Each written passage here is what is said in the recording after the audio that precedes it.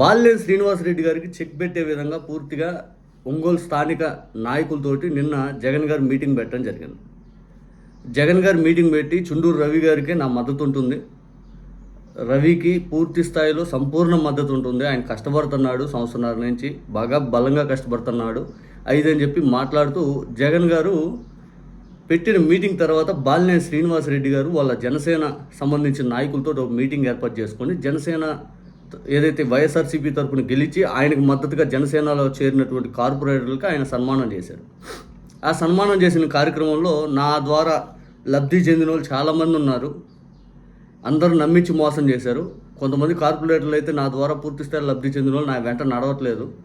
వైఎస్ఆర్సీపీ మీద ప్రేమ ఉందో లేకపోతే టీడీపీ మీద ప్రేమ ఉందో నాకైతే తెలియదు, కానీ నా వెంట అయితే రాలేదు, నమ్మించి మోసం చేశారు అని ఆవేదన వ్యక్తం చేశారు.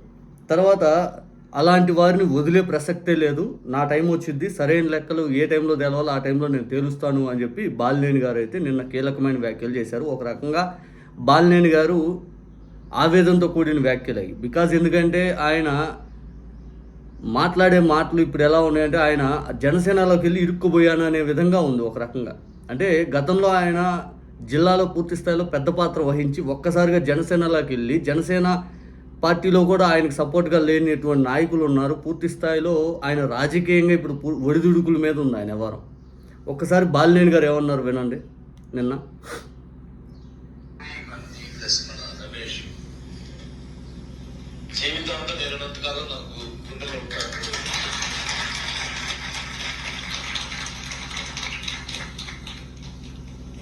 నేను సహాయం చేసిన చాలా మంది ఉన్నారు, చాలా ఎక్కువ బెనిఫిట్ పొందుతున్న ఉన్నారు.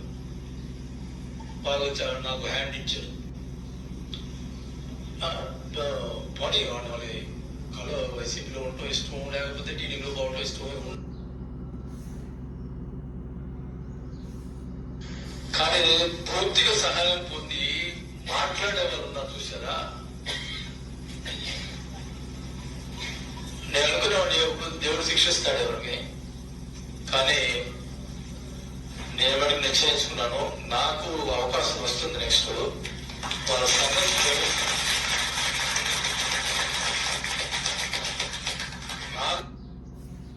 బాలినేని గారు అన్న మాట అర్థమైంది కదా. నాకు టైం వచ్చింది, నేను వాళ్ళ సంగతి తేలుస్తాను. నెక్స్ట్ నా ద్వారా సహాయం పొందిన వాళ్ళు నా మీద ఆరోపణలు చేస్తూ ఉన్నారు, నా వెనక నడవలేదు, వాళ్ళు టీడీపీలో ఉన్నారు, వైసీపీలో ఉన్నారు, వాళ్ళకి అప్పుడు ఇష్టమై ఉండొచ్చు, కానీ నా టైం వస్తుంది, వాళ్ళ లెక్కలు నేను తేలుస్తాను అని చెప్పి బాలినేని శ్రీనివాసరెడ్డి గారు సవాల్ విసిరారు.